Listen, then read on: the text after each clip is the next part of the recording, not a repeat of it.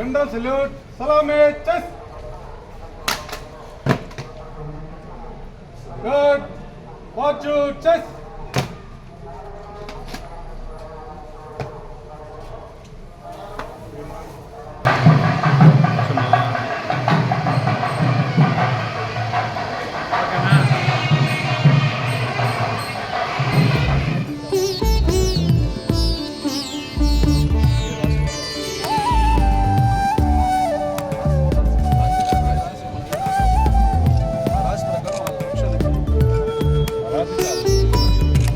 నక్షత్రానికి సార్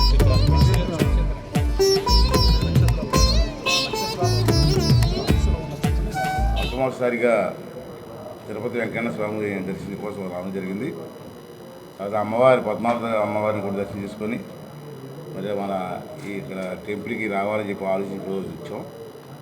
నాకు ఈ టెంపుల్ చాలాసార్లు వచ్చాను ఇంతకుముందు స్పీకర్గా మళ్ళీ ఫస్ట్ టైం రావడం జరిగింది. స్వామి ఆశీర్వాదం తీసుకున్నాను.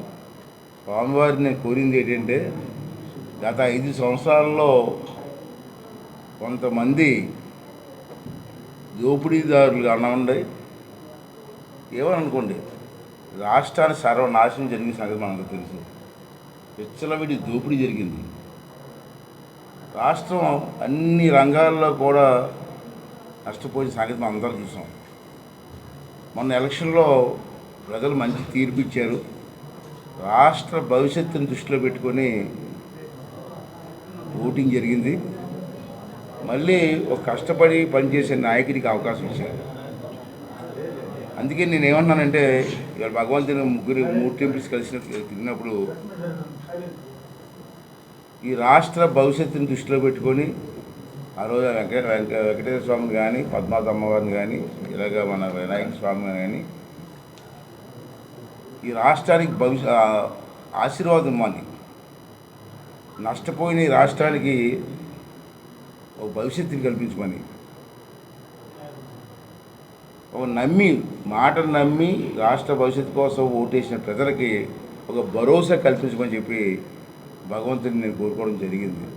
ఎందుకంటే మనం చూసాం నిన్నే ఆగస్టు 15 జరిగింది. మనంతా కూడా పండగ చేసుకున్న స్వతంత్ర దినోత్సవాన్ని 78 సంవత్సరాలు అయిపోయింది స్వతంత్రం వచ్చి. ఆ రోజు దేశ స్వతంత్రం కోసం ఎంతోమంది మహానుభావులు ప్రాణత్యాగం చేశారు.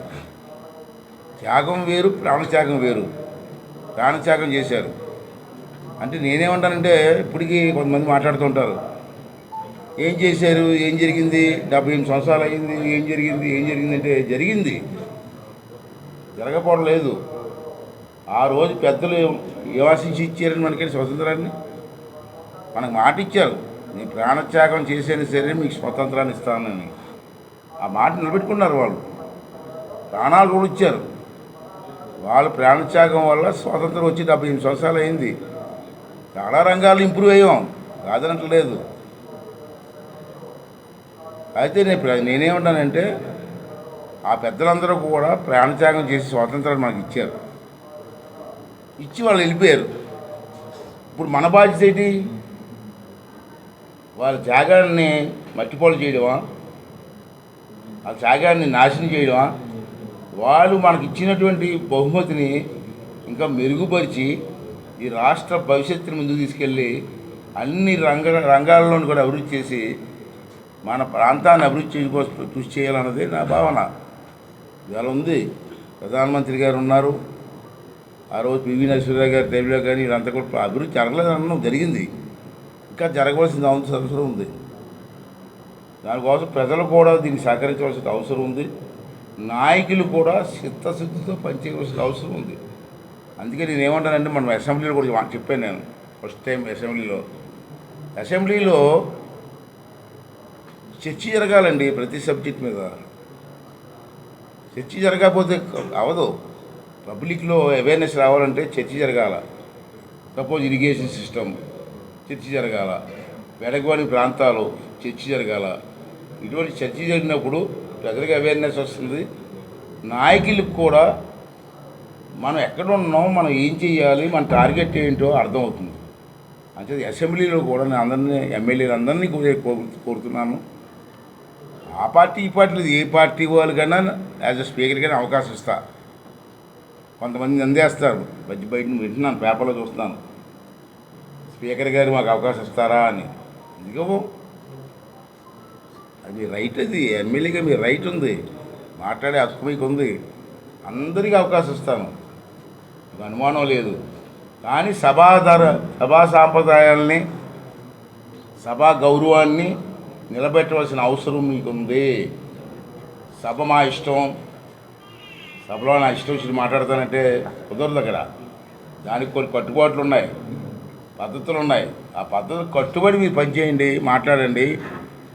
ఎవరికైనా అవకాశం ఇస్తాను. రాష్ట్ర భవిష్యత్తు కోసం మాట్లాడండి. అంతేకాని మా ఇష్టం వచ్చి మాట్లాడతారంటే నేను ఎందుకు ఊరుకుంటాను? యాజ్ అ స్పీకర్గా నాకు కూడా రూల్స్ ఉంటాయి కదా, నాకు పద్ధతులు ఉంటాయి కదా. అంటే ఎవరు కూడా దీంట్లో అనుమానం పడవలసిన లేదు. ఏ పార్టీ వాళ్ళని సరే రావచ్చు, అసెంబ్లీలో కూర్చొని మాట్లాడవచ్చు. మీరు రేట్ చేస్తే నేను అవకాశం ఇస్తాను, మాట్లాడండి. దాంట్లో అనుమానం పట్టుకోవాల్సిన అవసరం లేదని చెప్పి సందర్భంగా పనిచేస్తూ, ఆ భగవంతు దయ వల్ల ఈ రాష్ట్రం బాగుపడాలా. ఈవేళ ముఖ్యంగా రాజధాని లేని రాష్ట్రం అది అయిపోయింది. ఇవాళ భగవంతు దయ వల్ల త్వరలోనే మన రాజధాని నిర్మాణం పూర్తవ్వాలా. దేశంలోనే నెంబర్ 1 రాజధానిగా పైకి రావాలి. రెండోది పోలవరం కానీ వస్తే మన రాష్ట్రానికి చాలా పెద్ద భవిష్యత్తు వస్తుంది. కొన్ని లక్షల ఎకరాలు సాగులోకి వస్తుంది. అంతేకాకుండా తాగడానికి మంచినీరు దొరుకుతుంది అన్ని రాష్ట్రాలు కానీ ఎన్నో గ్రామాలకి. అంతేకాని కరెంటు ఉత్పత్తి జరుగుతుంది. 3 ప్రయోజనాలు ఉంటాయి. అలాగే ఉత్తరాంధ్ర సుజల స్రవంతి, కొన్ని లక్షల ఎకరాలకు భూమి సాగు అవుతుంది. అంచేత ముందుగా ఆ భగవంతుడి ఆశీర్వాదంతో, స్వామివారి ఆశీర్వాదంతో 3 కార్యక్రమాలు త్వరగా పూర్తి చేసుకొని రాష్ట్ర భవిష్యత్తును పూర్తి చేయవలసిన బాధ్యత అందరి మీద ఉంది. దానికోసం మా నాయకుల రాష్ట్రంలో ఉన్న అందరి నాయకులకి కూడా ఆ స్వామివారి ఆశీర్వాదం ఇచ్చి, బలాన్ని ఇచ్చి, శక్తినిచ్చి రాష్ట్రాన్ని కాపాడే శక్తిని ఇమ్మని చెప్పి మరి భగవంతుని కోరుకోవడం జరిగిందని చెప్పి ఏ కోర్టు ఏం కాసించారు? ప్రతిపక్ష హోదా బాబు, నేను మాకు చాలాసార్లు చెప్పాను. మనకి గవర్నమెంట్లో ఏ గవర్నమెంట్కైనా, రాష్ట్ర గవర్నమెంట్కైనా, కేంద్ర గవర్నమెంట్కైనా చట్టం ఉంటుంది. చట్టం చేసుకెళ్ళిపోద్దయ్యా. మా దాని గురించి చర్చ దానికి చర్చ అవసరం లేదు. చట్టం ఉంది, ఆ చట్టంగా వెళ్ళిపోతాం అంతే. సార్, భవిష్యత్తులో అంటే మీ ప్రభుత్వం కాణిపాకం ఆలయానికి ఎలాంటి సహకారం అందిస్తారు సార్ అభివృద్ధికి? సహకారం ఇప్పుడు ఇది మొదటి నుంచి చిత్తూరు జిల్లా పూర్వం నుంచి కూడా ఈ జిల్లాలో ఉన్నటువంటి ఒక ప్రసిద్ధి అయినటువంటి టెంపుల్ ఇది. నేను చదువుకున్నప్పటి నుంచి కూడా విన్నాను. నేను ఇంటర్మీడియట్ చదువుకున్నప్పటి నుంచి కూడా దీని గురించి వింటూనే ఉంటాం మేము. నేను కూడా మామూలుగా చాలా 10 సార్లు వచ్చాను ఇక్కడికి టెంపుల్కి. అప్పుడు నేను ఎవరో తెలియదు కాబట్టి తెలియకపోవచ్చు, కానీ చాలా నేను ఎమ్మెల్యేగా ఉన్నప్పుడు, మంత్రిగా ఉన్నప్పుడు కూడా వచ్చాను. తర్వాత ఇప్పుడు కూడా ఇలా అనుకొని రావడం జరిగింది. ఏవైనా సరే ఇది రాష్ట్రంలో ఉన్నటువంటి మోస్ట్ ఇంపార్టెంట్, అన్ని టెంపుల్ ఇంపార్టెంటే, అందరూ అన్నీ కాదనలేదు. కాబట్టి కొన్ని గుర్తింపు టెంపుల్స్ ఉంటాయి. తిరుపతి అని, అన్నవరం అని, కనకదుర్గ అని, మన కాణిపాకం అని గుర్తింపు టెంపుల్స్ ఉన్నాయి. దాంట్లో one of the most important temple మన టెంపుల్. ఇది ప్రసిద్ధి చెందాలి. ఇప్పటికీ ప్రసిద్ధి చెందింది. ఎక్కడ శ్రీకాకుళం ఏరియా మారుమూల అక్కడ ఉన్న ఒరిస్సా రాష్ట్రాలంటే దీని గురించి మాట్లాడుకుంటాం. ప్రసిద్ధి చెందలేదని కాదు, ఇంకా అభివృద్ధి చెందాలా, ఎక్కువ భక్తులు రావాలా, ఈ ప్రాంతం అభివృద్ధి చెందాలా. నిజంటే టెంపుల్స్ వల్ల కూడా ప్రాంతాలు అభివృద్ధి చెందేయండి. టెంపుల్ టూరిజం అంటారు దాన్నే, టెంపుల్ టూరిజం అంటాం. మామూలు టూరిజం అన్నట్టు టెంపుల్ టూరిజం అంటాం. ఎందుకంటే టెంపుల్స్ వాళ్ళు కూడా అభివృద్ధి చెందే. తిరుపతి ఉంది, ఇన్ని లక్షల మంది వస్తారు, దానికి దీనికి అభివృద్ధి సంబంధం అంటారు కొంతమంది బుర్రలేనవారు. అంత లక్షల మంది వచ్చారు కాబట్టి అక్కడ సిటీ డెవలప్ అయింది, ల్యాండ్ వాల్యూ పెరిగింది, బిజినెస్ జరుగుతుంది, హోటల్ బిజినెస్ జరుగుతుంది. ఇవన్నీ కూడా అభివృద్ధి కదా. అంచేత టెంపుల్ డెవలప్మెంట్ కూడా చాలా ఇంపార్టెన్స్ ఉంది.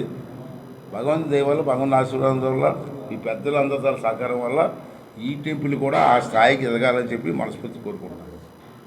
కాంట్రవర్సీ క్వశ్చన్ వద్దు. సార్, మీరు ఇందాక చెప్పారు సార్ చర్చ జరగాలనేసి. చర్చ జరగాలంటే ప్రతిపక్షం రావాలి కదా సార్. ఇప్పుడు వైసీపీ వాళ్ళంతా రావడం లేదు కదా. కాకపోతే మనం ఏం చేద్దాం, ఆ ఓటేసి ప్రజలు అడగాల, ఏం బాబు నీకు ఓటేసి అసెంబ్లీకి వెళ్ళరా అంటే రోడ్లన్నీ తిరుగుతున్నావు ఏంటి, వీళ్ళు అసెంబ్లీ కూర్చొని మాట్లాడని చెప్పి ప్రజలు అడగాల, అంతే కదమ్మా.